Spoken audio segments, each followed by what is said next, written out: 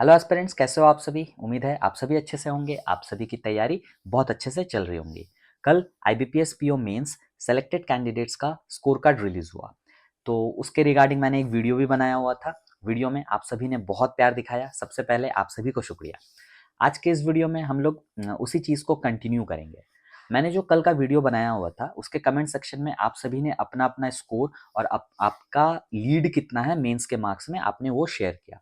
लेकिन ज़्यादातर कमेंट्स मुझे उसमें देखने को मिला कि आपका जो लीड है वो 6, 7, 8 मार्क्स ऐसा है। मतलब ऑन एन एवरेज अगर बोले तो 3, 4, 6, 7, 8 इस टाइप का है। और जिनका भी लीड इतने मार्क्स का है उनको काफ़ी टेंशन हो रहा है अभी कि मेरा सिलेक्शन होगा या नहीं होगा। क्योंकि आपका अगर 6 मार्क्स का लीड है, आप देख रहे होंगे किसी और स्टूडेंट का 16 मार्क्स का लीड है, 20 मार्क्स का लीड है, तो आपको लग रहा होगा उनका बहुत लीड है, उनका हो जाएगा, मेरा नहीं होगा। तो इस वीडियो में मैं उसी चीज़ को यहाँ पे क्लियर करूंगा और आप सभी को थोड़ा क्लैरिटी प्रोवाइड करने का कोशिश करूंगा। तो वीडियो में बने रहिए, आपके लिए काफ़ी इंपॉर्टेंट वीडियो होगा। वीडियो अंत तक देखो। वीडियो अगर पसंद आए तो लाइक करो, शेयर करो और मुझे सपोर्ट करने के लिए चैनल को ज़रूर से सब्सक्राइब भी करो। तो चलिए आगे बढ़ते हैं। सबसे पहले मैं एक क्लियर कर दूं, जिनका भी लीड 16 मार्क्स, 20 मार्क्स, 25 मार्क्स ऐसा है, काफ़ी रेयर है। पहली बात तो वो काफ़ी रेयर होता है, हर किसी को इतना मार्क्स नहीं मिलता है। तो उनका तो कहीं ना कहीं सिलेक्शन मतलब पूरा 100% ही है। मतलब इंटरव्यू में वो क्या ही कर लेंगे, बहुत ज़्यादा ब्लंडर तो नहीं करके आए होंगे, एक एवरेज सा इंटरव्यू गया होगा। और अगर एवरेज भी इंटरव्यू होता है, बिलो एवरेज में भी उनका सिलेक्शन हो जाता है, अगर आपका लीड 20, 25 मार्क्स ऐसा है तो। लेकिन मैं यहाँ पे उतने मार्क्स का लीड का बात ही नहीं कर रहा हूँ। मैं यहाँ पे सिंपली देखिए, मैंने यहाँ पे रेंज रखा हुआ है, लीड 0 मार्क्स का, लीड 3 मार्क्स का, लीड 6 मार्क्स का। मैं आपको फिर यहाँ पे अच्छे से बता भी दूंगा कि मैंने 0, 3 और 6 ही क्यों लिया हुआ है, ठीक है। अच्छा, और यहाँ पे देखो फाइनल एक्सपेक्टेड कट ऑफ जो है, कल के वीडियो में मैंने अच्छे से कट ऑफ को भी डिस्कस किया था। ये एक्चुअल मेरा एक्सपेक्टेशन नहीं है, कि मैं नहीं बोल रहा कि 43 जाएगा। मैंने बस इस वीडियो में कट ऑफ को थोड़ा ज्यादा मान के लिया हुआ है, ठीक है। अगर 43 से तो ज्यादा कट ऑफ नहीं जाएगा, तो मैंने एकदम एक्सट्रीम वर्स्ट केस रखा हुआ है। अगर आप वर्स्ट केस के सिचुएशन में भी अगर आपको लग रहा है कि आपका हो सकता है, इसका मतलब कट ऑफ अगर कम गया तो आपका तो फाइनली सिलेक्शन हो ही जाएगा। इसलिए मैंने एक वर्स्ट केस यहाँ पे रखा हुआ है। यूआर का 43, ओबीसी का मैंने 41 रखा हुआ है, ईडब्ल्यूएस भी 41, एससी 36, एसटी 33। अब देखिए कट ऑफ जो मैंने कल प्रेडिक्ट किया था, या फिर मेरे हिसाब से मेरे को जो लगता है, यूआर का कट ऑफ 41 प्लस माइनस 0.5 इस रेंज में ही रहना चाहिए। 41 प्लस माइनस 0.5 मतलब 40.05 से लेके 41.5 तक ऐसा कुछ कट ऑफ रहना चाहिए, ठीक है। लेकिन आज इस कैलकुलेशन के प्रोसेस में हम लोग 43 को मान के चल रहे हैं। मान लेते हैं कि इस साल का जो अनरिजर्व का कट ऑफ है वो 43 गया, ओबीसी का 41 गया, ईडब्ल्यूएस का भी 41, एससी का 36 और एसटी का 33, ठीक है। अच्छा, अब आपको पता है कि मेंस का जो कट ऑफ है वो कितना है, 66.50 है, ओबीसी का 66 है, ईडब्ल्यूएस, एससी, एसटी, ठीक है। अच्छा, अब देखो यहाँ पे मैंने लिखा हुआ है मेंस आउट ऑफ 80। अगर अगर किसी अनरिजर्व कैटेगरी से किसी बंदे ने 66.50 ही स्कोर किया, मतलब जस्ट उसने कट ऑफ क्लियर किया, मतलब 66.50, तो उसका जो आउट ऑफ 80 मार्क्स बनता है वो बनता है 23.64। इसको कैसे निकालते हैं, काफी इजी है। आपको ये वाला कैलकुलेशन परफॉर्म करना है। 64.50 आपके marks divided by divided by 225 into 80। आपको जितने भी मार्क्स मिले हैं आउट ऑफ 80, आप कैसे कैलकुलेट करोगे, आपको जितने भी मार्क्स मिले हैं, लेट्स से आपको 70 मार्क्स मिले हैं, तो आप क्या करोगे, 70 इंटू 80 डिवाइडेड बाई 225। तो आप अपना आउट ऑफ 80 तो ऐसे कैलकुलेट कर सकते हो, तो कैलकुलेशन में कोई दिक्कत नहीं है, ठीक है। चलो, आप ऐसे अपना कैलकुलेट कर सकते हो। तो मैंने यहाँ पे ऑलरेडी कैलकुलेट करके लिखा हुआ है। अगर आपको 66.50 मिलता है और अगर आप अनरिजर्व कैटेगरी से हो तो आपका जो आउट ऑफ 80 है वो बनेगा 23.64। अगर आप ओबीसी कैटेगरी से हो, आपने जस्ट कट ऑफ क्लियर किया है, तो आपका मार्क्स बनेगा 23.46। ईडब्ल्यूएस कैटेगरी से जस्ट कट ऑफ क्लियर किया, 23.02। सिमिलरली एससी कैटेगरी से बनता है 19.28 और एसटी कैटेगरी से बनता है 16.88, ठीक है। अगर आपने अपने अपने कैटेगरी से जस्ट कट ऑफ क्लियर किया है तो। अच्छा, अब जो फाइनल कट ऑफ बनता है वो कैसे बनता है, फाइनल कट ऑफ में मेंस का कट ऑफ भी रहता है, मेंस प्लस इंटरव्यू, ये दोनों रहता है। मेंस का 80 और इंटरव्यू का 20। तो आउट ऑफ 80 आप मेंस में इतना स्कोर कर रहे हो, और out of interview, out of 100 में आप जितना स्कोर करते हो उसको हम लोग कन्वर्ट कर देते हैं आउट ऑफ 20।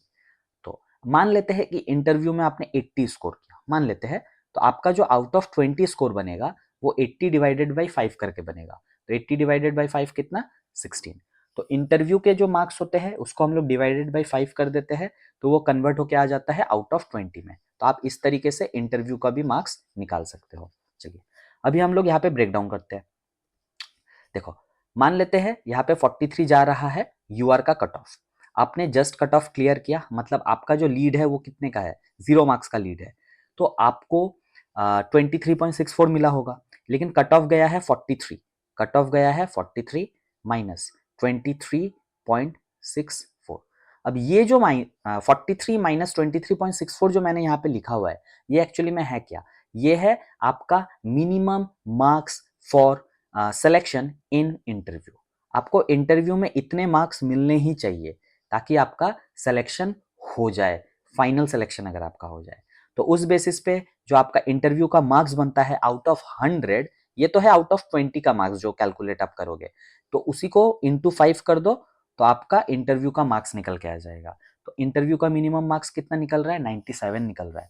अब आप लॉजिकली सोचो, अगर कट ऑफ इतना जाता है, ठीक है, और आपने जस्ट कट ऑफ क्लियर किया है यूआर कैटेगरी से, इंटरव्यू में 97 मिलना लॉजिकली तो पॉसिबल नहीं है, ठीक है, लेकिन फिर भी इम्पॉसिबल नहीं है, मतलब ऐसा नहीं है कि आपका सिलेक्शन हो ही नहीं सकता, ठीक है। लेकिन इतना नहीं जाने वाला, कट ऑफ कम जाने वाला है मेरे हिसाब से। कट ऑफ यहाँ पे 41 के आसपास रहेगा, और मिनिमम मार्क्स जो आपका रहेगा अनरिजर्व कैटेगरी से वो 91 92 इस रेंज में रहने वाला है, अगर आपका लीड 0 मार्क्स का है तो, ठीक है।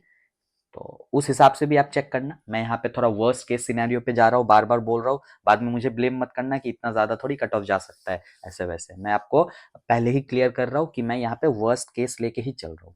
तो पहला वाला क्लियर है, अगर आप अनरिजर्व कैटेगरी से हो, कट ऑफ अगर 43 जाता है, आपका लीड 0 मार्क्स का है, फिर भी आपका चांस तो है, आप 97 स्कोर करो, आपका सिलेक्शन हो जाएगा। उसी तरीके से अगर आपका लीड 3 मार्क्स का है, मतलब आपने यहाँ पे 69.5 स्कोर कर दिया, आपका 3 मार्क्स का लीड है, तब आपको इंटरव्यू में कितना स्कोर करना होगा, 92 स्कोर करना होगा। ये क्वाइट पॉसिबल है, मतलब 92 मिलते हैं, बहुत सारे लोगों को मिले, मेरे दोस्त को ही पिछले साल 90 मिला हुआ है। तो 90 91 इस रेंज में तो मिल जाता है, कम है, मतलब बहुत कम लोगों को मिलता है, बट मिलता है। उसी तरीके से अगर आप यूआर कैटेगरी से हो, आपका लीड अगर 6 मार्क्स का है, तो 23.64, ये सॉरी सॉरी सॉरी सॉरी, अगर आपका लीड 6 मार्क्स का है, तो आपको इंटरव्यू में 86 स्कोर करना होगा, अप्रोक्स है 85 86 87 इस रेंज में आपको स्कोर करना होगा, तो आपका सिलेक्शन हो जाएगा। तो आप सोचिए, अगर आपका 6 मार्क्स तक का भी अगर लीड है, तो आपके पास एक चांस है, एक मतलब पॉसिबल चांस है। इम्पॉसिबल कहने की बात होती है, बट वो पॉसिबल है, मतलब आप इतना स्कोर कर सकते हो इंटरव्यू में, अगर आपका इंटरव्यू अच्छा हुआ है तो। इंटरव्यू अगर एक डिसेंट भी जाता है, एक एवरेज इंटरव्यू भी अगर जाता है, 65 टू 75 मिल जाता है, ठीक है, जितना मैंने अभी तक देखा हुआ है 65 टू 75 तो मिल ही जाता है, अगर आपका इंटरव्यू एवरेज है, आपने कोई ब्लंडर नहीं किया हुआ है। एकदम एक्सट्रीम केस होता है जहाँ पे 50 भी नहीं मिलता है, 50 से कम मिल जाता है, वो एक्सट्रीम केस है, मतलब आपने बहुत ब्लंडर कर दिया, आपने एक भी आंसर नहीं दिए, वगैरह वगैरह, ठीक है। उसी तरीके से एक बार ओबीसी का देख लेते हैं। अगर ओबीसी में अगर आपका लीड 0 मार्क्स का है, तो मेरे हिसाब से अगर मैं 41 तक भी मान लूँ कट ऑफ, फिर भी आपका 88 में सिलेक्शन हो जाना चाहिए। लेकिन अगेन 41 कट ऑफ नहीं जाने वाला, इससे काफ़ी कम ही रहने वाला है, ठीक है, तो उतना पैनिक मत करना। अगर आपका लीड ओबीसी कैटेगरी में 3 मार्क्स का है, तो आप 83 तक लाओ, 82 83 आपका सिलेक्शन हो जाएगा। उसी तरीके से अगर ओबीसी कैटेगरी में अगर आपका लीड 6 मार्क्स का है, मतलब अगर आपने 72 स्कोर किया हुआ है, तो आपको इंटरव्यू में 76 77 इस रेंज में अगर आपको मिलता है, तो आपका सिलेक्शन का अच्छा खासा चांस है। उसी तरीके से ईडब्ल्यूएस में अगर आपका लीड 0 मार्क्स का है, तो 90 के रेंज में आपको स्कोर करना होगा इंटरव्यू में फॉर फाइनल सिलेक्शन, अगर आपका लीड 0 मार्क्स का है तो। और अगर कट ऑफ इतना जाता है, कट ऑफ इतना नहीं जाएगा, कट ऑफ जैसे ही कमेगा, ये जो इंटरव्यू का मार्क्स है वो भी थोड़ा थोड़ा डिक्लाइन करते हुए जाएगा। ईडब्ल्यूएस में अगर आपका लीड 3 मार्क्स का है, तो आप 85 के नियर अराउंड अगर स्कोर करते हो, तो आपका अच्छा चांस बन जाएगा।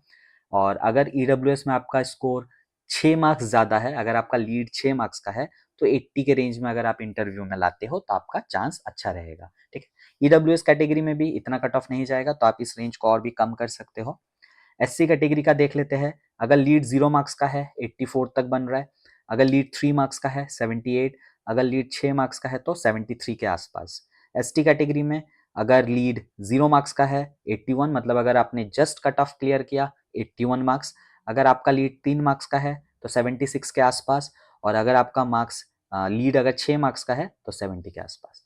अब देखिए ये जो रेंज है ना, मतलब +6 +5, इस रेंज में देखिए आपका इंटरव्यू में ना ये बहुत पॉसिबल स्कोर्स है। 75, 80, 85 ये सब ना, अब अगर आपका इंटरव्यू अच्छा गया हुआ है तो आपको इतने मार्क्स तो मिलते ही है।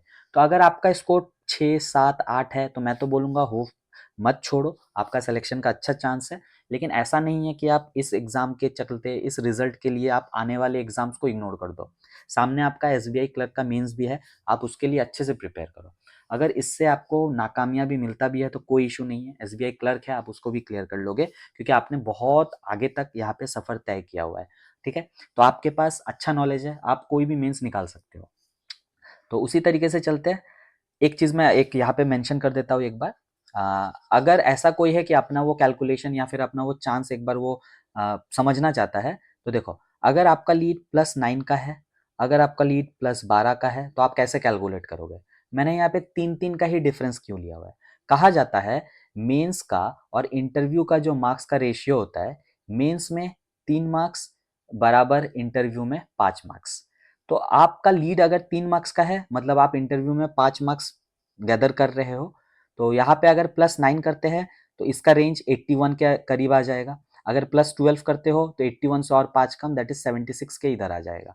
ठीक है, ऐसे करके, इसलिए मैंने यहाँ पे 3-3 का ही गैप लिया हुआ है। ठीक है, अगर उसी तरीके से देखें, अगर आप OBC कैटेगरी से +9 करते हो तो आपका रिक्वायरमेंट यहाँ पे 72 के आसपास चला जाएगा, और अगर आप OBC कैटेगरी से +12 करते हो तो आपका रिक्वायरमेंट 67 के आसपास चला जाएगा। सिमिलरली EWS कैटेगरी में अगर आपका स्कोर +9 है तो 76 के आसपास जाएगा, 75, 76, और +12 अगर है वही 71, 72 के आसपास जाएगा। SC कैटेगरी में +9 68 के आसपास, +12 वही 64 के आसपास, और ST कैटेगरी में +9 अगर है तो 66 के आसपास, और अगर +12 है तो 62 के आसपास। तो ये एक रेंज मैंने आपको देने का कोशिश किया है, तो जिससे आपको एक अच्छा क्लैरिटी मिल जाएगा कि आपके कैटेगरी के हिसाब से आपका लीड कितना है और आपका चांस कितना है। तो आप अपने अपने मार्क्स को रखो, एक बार कैलकुलेट करो, और एक मतलब पॉजिटिव कैलकुलेशन करो, और ज़्यादा सोचो मत, आप आने वाले एग्जाम्स के लिए तैयारी करो। तो उम्मीद है आपको ये वाला सेशन अच्छा लगा होगा, पसंद आया होगा।